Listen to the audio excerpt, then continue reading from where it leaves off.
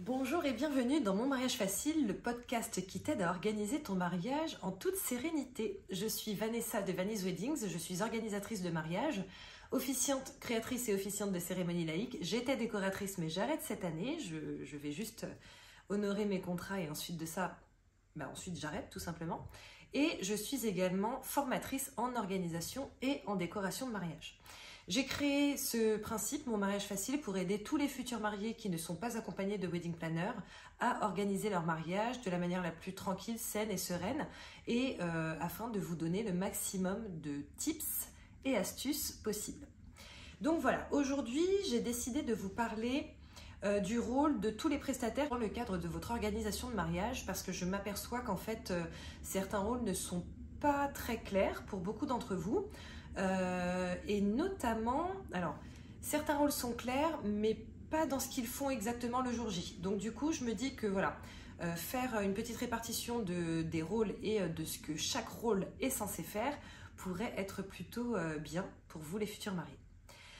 Du coup je me suis fait ma petite liste, j'ai un pense-bête parce que je pense que c'est important et je vais tranquillement m'installer et je vous invite à faire pareil parce que j'ai vraiment envie que ce podcast donc là je le fais sous forme de vidéo mais il y aura bien entendu l'audio aussi qui sera disponible. Je veux vraiment que ce podcast soit plutôt cool et que vous le preniez comme une petite séance de papotage entre amis. Voilà, je trouve que c'est le mieux. Donc voilà, on va commencer. Du coup, je vais commencer bien entendu par le wedding planner, puisque le wedding planner, techniquement, dans le cadre d'un mariage, c'est le prestataire que tu es censé booker en premier si tu fais appel à un wedding planner pour l'organisation de ton mariage. Alors, il faut savoir que tu as deux types d'organisation par rapport au wedding planner. Tu as l'organisation complète, où là, ton wedding planner va vraiment s'occuper de tout, c'est-à-dire de te trouver ton lieu, tous tes prestataires, de te faire les propositions, etc. Personnellement, vu que je faisais de la décoration et que je suis formée pour ça, je m'occupe également dans le cadre de mon organisation de mariage de créer le wedding design et ensuite de faire les propositions en décoration. Toutefois, ce n'est pas forcément le rôle du wedding planner, c'est-à-dire que le wedding planner, il est vraiment là à la base pour organiser et pour te trouver les prestataires en question. Donc il y a l'offre où tu as l'organisation complète, mais il y a également l'offre où tu as l'organisation partielle, c'est-à-dire que pour certains d'entre vous, voilà, il y en a qui ont envie de s'occuper de leur mariage, qui ont envie de l'organiser eux-mêmes, mais qui vont pêcher sur certains points. Par exemple, il y en a qui n'ont pas du tout envie de se prendre la tête à trouver le lieu idéal et qui préfèrent déléguer cette tâche. Sache que c'est possible avec certains wedding planners, tu peux faire appel à eux pour une organisation partielle où tu vas leur dire, ben voilà, moi j'ai besoin de ça et de ça, et ils vont s'occuper de te trouver ça, ça et ça. Je ne te cache pas que moi je ne le fais pas, je ne le fais plus, mais en tout cas tu as quand même pas mal de wedding planners qui le font, qui peuvent s'occuper juste de 3 prestations par rapport à ton mariage. Et ensuite tu as également l'orchestration de ton jour J, où là, en fait, tu peux vraiment faire appel à un wedding planner pour qu'il s'occupe juste de ton jour J. Donc ça veut dire que toi, tu auras tout organisé en amont, tu auras trouvé ton lieu, tes prestataires, ton traiteur, ta robe, etc., etc. Et derrière, ce wedding planner va prendre le relais avec tes prestataires pour pouvoir non pas organiser ton jour J puisque tu l'auras organisé, mais en tout cas coordonner ton jour J. Lorsque, je vais vous parler juste de moi parce que je ne sais pas ce que les autres wedding planners font, mais par exemple lorsque moi je m'occupe d'une orchestration du jour J, je vais me mettre en relation avec les prestataires. Alors déjà je donne aux futurs mariés accès à une matrice en ligne sur laquelle ils peuvent me mettre tous les éléments. D'autre part, je leur crée un classeur avec tous les éléments pour que ce soit très clair le jour J, etc. et pour que tout soit réparti voilà, dans un document que je peux emmener partout et que je peux envoyer également aux prestataires si nécessaire. Aux prestataires, à la famille, voilà. Donc voilà, et en fait, à côté de ça, je vais me mettre en relation avec tous les prestataires pour savoir à quelle heure ils arrivent, de combien de temps ils auront besoin pour leur mise en place, est-ce qu'ils ont des chèques à récupérer le jour J ou pas. Je vais voir avec les futurs mariés pour qu'ils me préparent toutes les enveloppes avec les chèques, alors des enveloppes bien entendu fermées, pour être sûr que personne ne se serve dedans, avec tous les chèques ou tous les paiements, quoi, que je vais ensuite distribuer aux prestataires à la fin de leur prestation. Ça, en fait, c'est vraiment quelque chose que je fais parce que je trouve que c'est super important lorsque tu te maries et lorsque tu es en train de profiter de ton mariage, qui est l'un des plus beaux jours de ta vie, de ne pas avoir quelqu'un toutes les 3 minutes qui vient te taper sur l'épaule pour te dire « Est-ce que tu peux me donner mon argent, s'il te plaît ?» Je trouve ça grave relou. Et du coup, voilà, je trouve que c'est quand même très important pour vous d'avoir quelqu'un qui s'occupe de ça pour que vous ne soyez pas dissipé par cette partie-là et que vous ne manquiez rien parce que vous étiez en train de payer un prestataire. Donc voilà, et je vais m'occuper également de chapeauter toute la logistique, que ce soit la logistique d'arrivée, que ce soit la logistique pendant le mariage, le rétro-planning, enfin pas le rétro-planning, mais la feuille de route du mariage. Je vais en créer deux, je vais en créer une pour les prestataires, une pour les mariés et leurs familles, et faire en sorte que tout se passe au mieux et du coup, voilà, faire en sorte que au fur et à mesure, on soit au bon moment, au bon endroit pour la bonne prestation. Donc voilà les 3 cadres dans lesquels tu peux faire appel à un wedding planner. En dehors de ça, tu as le lieu, bien entendu, où là du coup tu as plein de lieux différents. Tu as aussi bien des salles que tu vas trouver dans des zones industrielles que des manoirs, des châteaux, des domaines. Pour certains, je sais que j'ai déjà vu ça, il y a aussi des personnes qui font des petits mariages dans des résidences Airbnb qui autorisent les événements, etc. Et en fait, le lieu, en gros, ça va être le lieu dans lequel, en général, tu vas faire ta célébration du soir, c'est-à-dire ton dîner. Après, tu as 2 possibilités. Par exemple, si tu as une cérémonie laïque, tu as la possibilité de faire appel à un lieu pour cette partie uniquement. C'est une chose qui se fait beaucoup aux États-Unis notamment. Ou alors, tu fais directement ta cérémonie sur ton lieu de célébration du soir. Donc, ça dépend. Sur les lieux, parfois, il y a des hébergements, ce qui peut être pratique. Et en fait, selon le lieu que tu vas prendre, tu vas avoir la possibilité de ne l'avoir que le soir de ton mariage, ou tu vas avoir la possibilité de l'avoir sur 2 jours ou 3 jours. Par exemple, je connais des lieux que tu peux avoir à partir du vendredi jusqu'au dimanche soir inclus, ce qui te permet derrière de faire un brunch. Alors si en plus de ça, il y a des hébergements sur place, c'est vraiment le mieux puisque du coup, vous n'avez plus besoin de bouger, etc., etc. Maintenant, ça dépend véritablement des lieux, des propriétaires et de leurs règles. Attention, sur certains lieux, il y a un seul mariage, mais sur d'autres, il peut y avoir plusieurs mariages en simultané. Donc, veille à poser cette question à tes propriétaires de lieux lorsque tu fais tes visites, parce que c'est quelque chose qui n'est pas négligeable lorsqu'il y a un deuxième mariage. Veille à ce que tu sois sûr que tout soit bien barricadé et que ce soit vraiment 2 parties bien distinctes, même si ça pourrait créer des petites cohésions et des petites rencontres, on ne sait jamais. Ça peut également être un petit peu compliqué à gérer si à côté, c'est pas la même mentalité que la tienne. En général, dans les lieux, la majorité du temps, mais pas tout le temps, tu vas trouver tes tables et tes chaises avec ou sans supplément. Encore une fois, tout dépend des propriétaires. Et après, certains lieux te proposent également de la location de décoration ou d'éléments, des arches, etc., etc. Concernant les lieux, donc une salle que tu vas trouver en zone industrielle, en fait, tu vas avoir en général une très très grande salle qui contient énormément de personnes, qui va certainement très souvent te proposer la décoration qui sera incluse ou pas, mais en tout cas en général on te le propose.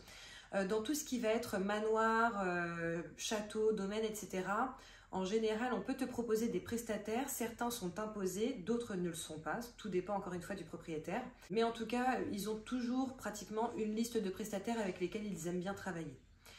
Certains lieux différencient, par exemple, la salle de réception de l'espace de cérémonie. Donc ça veut dire que tu peux avoir un très grand lieu, mais que dans ta première formule, il n'y ait pas forcément l'espace cérémonie qui soit inclus, que l'espace cérémonie soit avec un supplément, ou alors une salle de repli en cas de pluie, peut-être en supplément, etc. Donc ça, ce sont des questions qu'il faut vraiment veiller à poser. Qu'est-ce qui est inclus dans la prestation ou pas?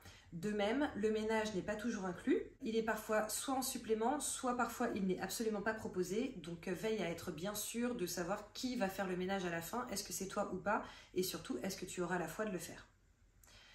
Voilà, je pense que je t'ai à peu près tout dit par rapport au lieu. On va maintenant passer au traiteur. Donc du coup, lieu-traiteur, il y a quand même une corrélation. Certains lieux imposent leur traiteur et du coup, dans ce cas-là, tu n'auras pas besoin de choisir ton traiteur et de partir à la course de tes prestataires par rapport à ça, puisque le traiteur est imposé. Lorsque ce n'est pas le cas, donc le traiteur en fait va bien entendu s'occuper de ton repas, il va en général également s'occuper de ton cocktail. Tu peux voir, en général, la majorité du temps, tu peux voir pour apporter toi-même tes alcools, enfin toi-même tes boissons d'ailleurs, que ce soit alcool ou soft, etc. Par contre, certains traiteurs opèrent encore un droit de bouchon. Alors, il n'y en a plus beaucoup qui le font. En tout cas, moi, je n'en vois vraiment plus beaucoup. Mais en tout cas, ça se fait parfois. Le droit de bouchon, pour t'expliquer, c'est par exemple, si tu apportes 50 bouteilles, on va te facturer un tarif par bouteille ouverte que tu auras apporté. Donc, ça veut dire que tu payes tes bouteilles, d'abord. Et ensuite, sur place, s'il y a 25 bouteilles qui sont ouvertes et que, par exemple, le droit de bouchon est à 5 € par bouteille, bah, tu paieras en supplément de ce que tu dois payer au traiteur, 25 x 5. D'accord? Donc, pareil, c'est une question à poser. Ensuite, le traiteur en général va te fournir tout ce qui va être nappage, vaisselle, verrerie. Lorsque ce n'est pas le cas, enfin ça c'est une question qu'il faut poser. Moi en général, personnellement je trouve que c'est au traiteur de te le stipuler. C'est mon point de vue. Je trouve que c'est au traiteur de te stipuler s'il ne le fournit pas parce que normalement il est censé te le fournir. Parce qu'on est bien d'accord que tu ne peux pas manger sans matériel pour. D'accord ? Donc voilà, veille à savoir ça, à connaître ce paramètre qui n'est pas négligeable, mais en tout cas normalement nappage, serviette, vaisselle, verrerie, c'est ton traiteur qui est censé t'en occuper, que ce soit pour ton cocktail ou pour ton dîner. D'autre part, c'est le traiteur normalement qui met en place sa salle. Alors, pour les tables et les chaises, il y a 2 possibilités. En fait, il y en a 3, mais il y a 2 possibilités de base. Soit c'est le lieu qui va mettre en place les tables et les chaises, soit c'est le traiteur. Pour la simple et bonne raison qu'en fait, on ne peut pas servir un dîner si les tables et les chaises ne sont pas mises en place. Je viens, la semaine dernière, d'avoir un cas avec une future mariée dont je m'occupe en décoration, donc un de mes derniers contrats en déco, qui, elle, me dit que le traiteur ne s'occupe pas de la mise en place, ce qui est compliqué. Du coup, elle me dit, voilà, est-ce que c'est bien toi qui t'en occupes? Alors, il faut savoir que ton ou ta décoratrice n'est pas dans l'obligation à la base de s'occuper de tes tables et tes chaises. Certains te le proposent, pour certains c'est inclus, pour d'autres pas du tout. Parce que en fait c'est de la logistique et de la mise en place et ça n'a rien à voir avec la décoration en soi. D'accord? Donc on verra pour les décorateurs après, mais en tout cas je préfère te le dire. Résultat, lorsque tu vois avec ton lieu et ton traiteur, je t'invite vraiment à voir qui est-ce qui fait la mise en place des tables et des chaises, parce que certains lieux ne le font pas. Et manifestement, je viens de m'apercevoir que certains traiteurs ne le faisaient pas non plus, même si je ne te cache pas que c'est le seul traiteur que j'ai rencontré qui ne le faisait pas en plus de 8 ans. Donc voilà, et du coup c'est un petit supplément, petit qui n'est pas si petit parce que c'est quand même 500 €. Donc voilà, je ne vais pas te donner le nom du traiteur, mais personnellement je trouve ça abusé. En tout cas, c'est eux qui sont censés mettre en place tes tables et tes chaises si ce n'est pas fait directement par le lieu. Donc voilà.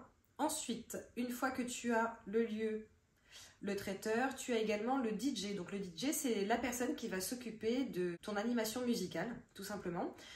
Souvent, si tu as une cérémonie laïque ou un cocktail pour lequel tu veux de la musique, il faudra le préciser parce que c'est souvent en supplément, d'accord? Sinon, ton DJ va s'occuper en général de sa prestation musicale pendant le dîner et pendant la soirée. Il faut que tu vois avec ton DJ si c'est lui qui apporte la sonorisation ou pas. Certains lieux ont une sonorisation plus ou moins bonne, tout dépend du lieu. Mais en général, c'est le DJ qui vient avec son propre matériel.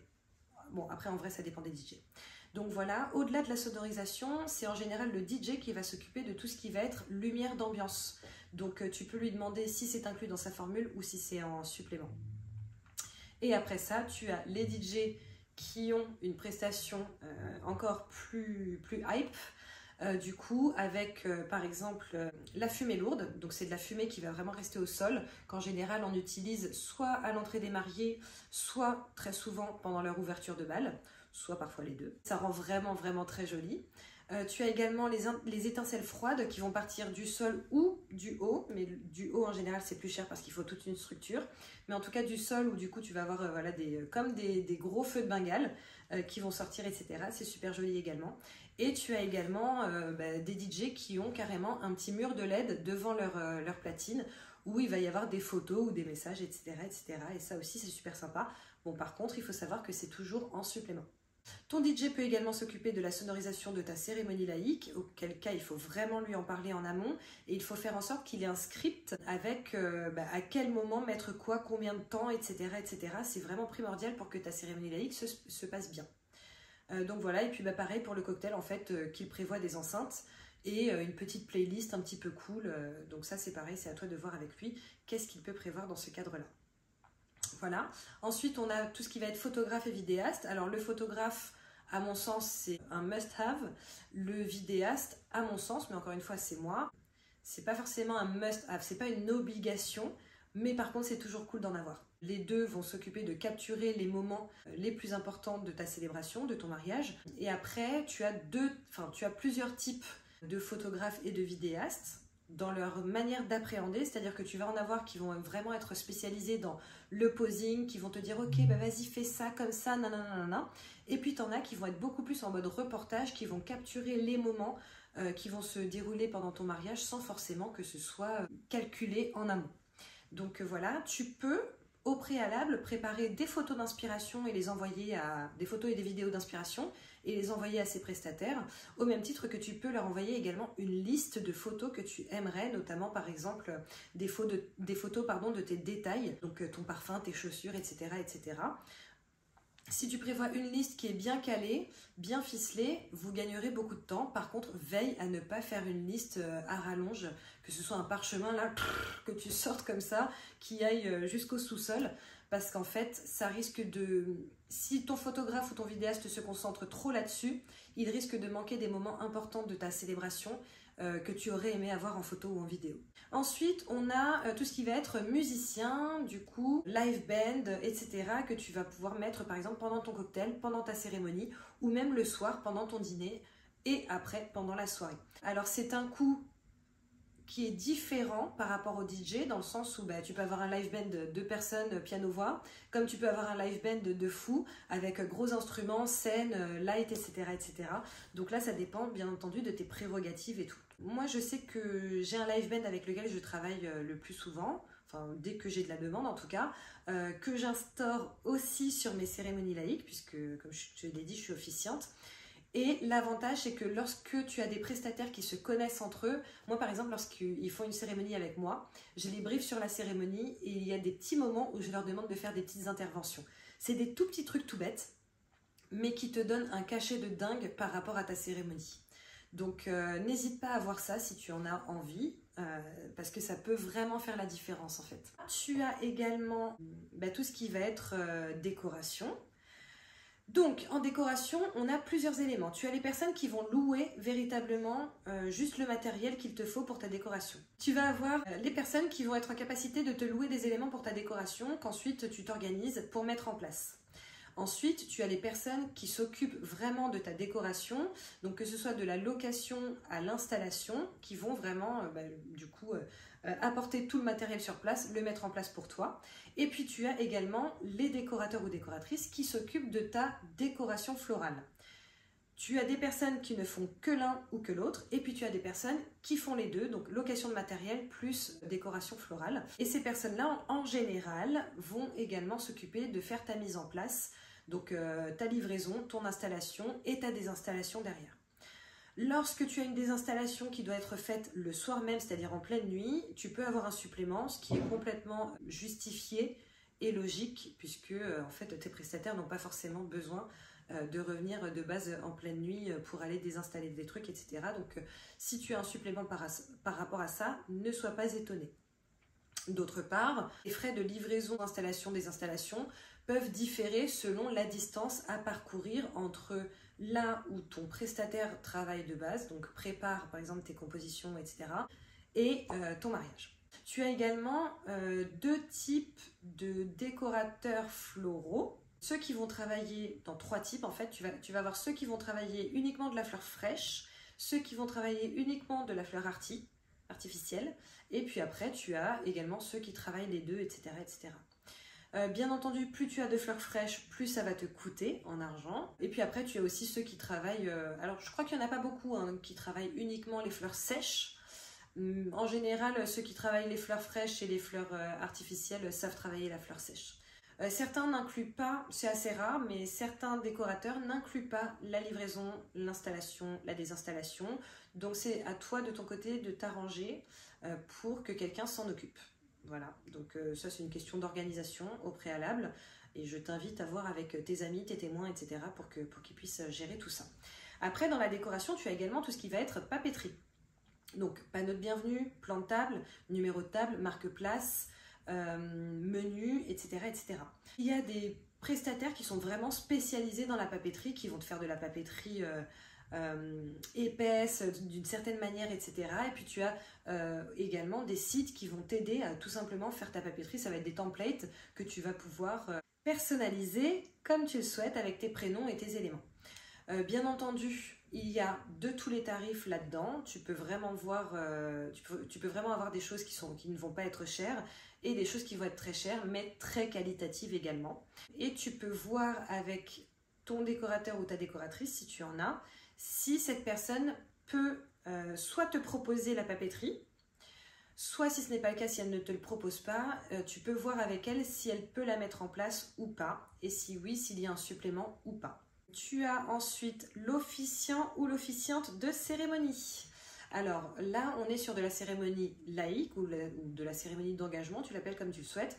Donc c'est une cérémonie qui de base, par définition, n'est absolument pas religieuse. Il y a des officiants et officiantes, dont je fais partie, qui peuvent te créer ta cérémonie et du coup faire l'office le jour J. Alors je vais te parler des offres que moi je fais. Je ne sais pas si tous les officiants font comme ça ou pas. Je sais que certains font deux trucs de ce que je propose. Enfin voilà, ça dépend vraiment des officiants. Pour ma part, en tout cas, je propose plusieurs formules, à savoir une formule où en fait tu as des templates de cérémonie, tu en as 3. Une cérémonie qui a trait un petit peu à la spiritualité, une cérémonie légère où il va y avoir un petit peu d'humour et une cérémonie solennelle. Voilà, ce sont des templates que tu peux personnaliser comme tu le souhaites. Tu peux ajouter des choses, enlever des choses, ou sinon tu peux tout simplement la laisser telle qu'elle est, mettre les prénoms, etc., mettre les anecdotes qu'il faut au bon endroit, et du coup tu as ta cérémonie. Solution la moins chère. Ensuite, tu as la possibilité, sinon, d'avoir une cérémonie passe-partout que j'ai créée exprès et que je vais officier. Et du coup, là, ça va être la deuxième formule qui sera un entre-deux en termes de tarifs. Et enfin, tu as la cérémonie qui est vraiment créée pour toi, adaptée à ton couple, à ton histoire, à tes envies, à tes besoins, et qui va être ensuite sujette à office par l'officiant ou par quelqu'un de ton entourage. Du coup, pour ta cérémonie, c'est complexe et pas complexe en même temps, dans le sens où ça te laisse beaucoup de liberté. Tu as soit la possibilité de ne pas du tout faire appel à un officiant et de demander par exemple à tes amis, à ta famille ou aux personnes qui doivent officier de créer la cérémonie. Alors attention, parce que si c'est le cas, il faut être sûr de deux choses. Une, que ce soit bien écrit, que ce soit de bon ton, que ce soit dans l'ambiance que tu souhaites, etc. Et deux, que cette personne ait des capacités et la faculté à parler en public, sans trac, sans bégayer, et une certaine aisance à la diction et à la lecture. Donc tu as cette possibilité-là, qui du coup ne va rien te coûter. Ensuite, si tu as envie que ce soit quelqu'un de ton entourage qui fasse l'office, mais que tu préfères avoir un œil quand même sur ta cérémonie, tu peux dans ce cas-là prendre les templates et du coup gérer ta cérémonie comme tu le souhaites et la donner en office à la personne de ton choix. Tu as également la possibilité de faire créer ta cérémonie par un ou une officiante, mais de la donner en office à quelqu'un de ton entourage. Du coup, tu vas payer la création de ta cérémonie, mais l'office sera fait par quelqu'un qui t'est proche. Et enfin, tu as la possibilité du coup d'avoir vraiment la création et la cérémonie laïque faite par un ou une officiante qui va s'occuper de tout de A à Z. Par exemple, de mon côté, je t'envoie deux questionnaires en fait, un à remplir à deux, un à remplir seul. On a également 2 appels en visio et ensuite je te propose la cérémonie. Si c'est ok pour toi, du coup tu vas me confirmer qu'elle est ok, ou alors si tu as quelques petites choses que tu aimerais changer, on va les changer et il n'y aura pas de souci là-dessus et tu auras vraiment la cérémonie que tu souhaitais pour ton mariage. Et je viens également officier, donc je m'occupe de tout.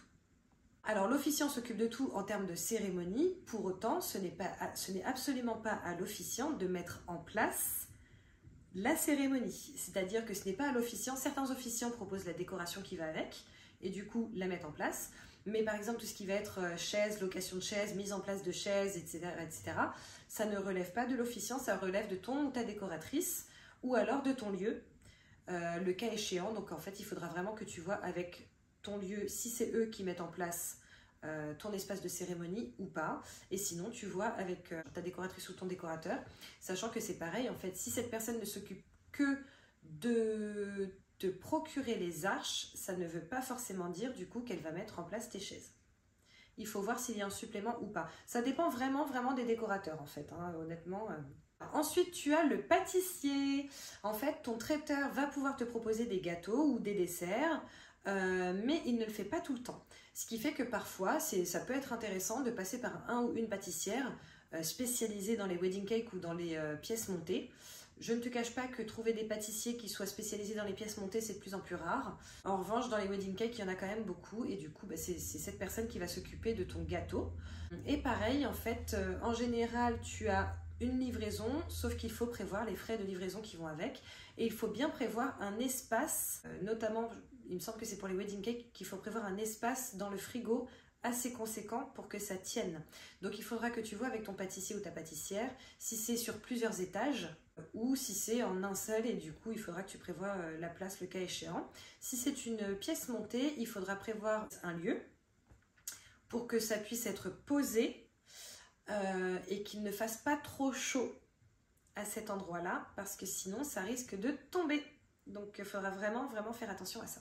On a bien entendu tout ce qui va être coiffure et maquillage, où là en fait tu as des prestataires qui font les deux, comme tu as des prestataires qui ne font qu'une seule partie. Tu peux toujours voir par exemple avec une maquilleuse si elle connaît une coiffeuse avec laquelle elle travaille bien. En général c'est plutôt appréciable et apprécié d'avoir des prestataires qui se connaissent et qui peuvent te prendre en charge parce qu'en fait elles ont des habitudes de travail qui sont en cohérence et qui du coup sont beaucoup plus faciles pour toi. Les essais sont payants, soit ils se font à domicile, soit c'est toi qui te déplaces pour les tests. Il y a également des frais de déplacement toujours à compter et tu as certaines maquilleuses ou coiffeuses ou les deux qui font des forfaits avec la formule intégrale etc. et qui ne vont dans ce cas que t'ajouter les frais de déplacement. Certaines maquilleuses peuvent rester avec toi, c'est quand même très rare parce qu'en fait ça a un coût supplémentaire qui n'est pas négligeable. Donc à toi de voir, mais en général si tu prends une maquilleuse professionnelle, son maquillage tiendra sur la journée et à la rigueur ce que je te propose c'est de voir avec elle pour qu'elle te laisse un petit échantillon de rouge à lèvres pour que tu puisses faire des retouches toi-même à ce niveau-là. Voilà mon petit chat, donc je t'ai fait un topo par rapport aux prestataires. La semaine prochaine, je me pencherai sur le rôle de tes proches dans le cadre de ton mariage et tu verras que certaines choses sont un petit peu étonnantes. J'espère que tu auras apprécié ce podcast. N'hésite pas à me laisser un commentaire, n'hésite pas à mettre 5 étoiles pour me booster un petit peu, ce serait vraiment cool. Et si tu as des questions, des interrogations, des choses qui sont un petit peu floues de ton côté, n'hésite pas à me joindre, tu auras mon contact en dessous et puis tu peux me joindre sur Instagram si tu le souhaites. Et à me poser du coup les questions qui te taraudent et comme ça j'essaierai de faire en sorte d'y répondre le plus vite possible par le biais d'un nouvel épisode de podcast. En tout cas, je te souhaite de superbes préparatifs et je te dis à très bientôt. Ciao!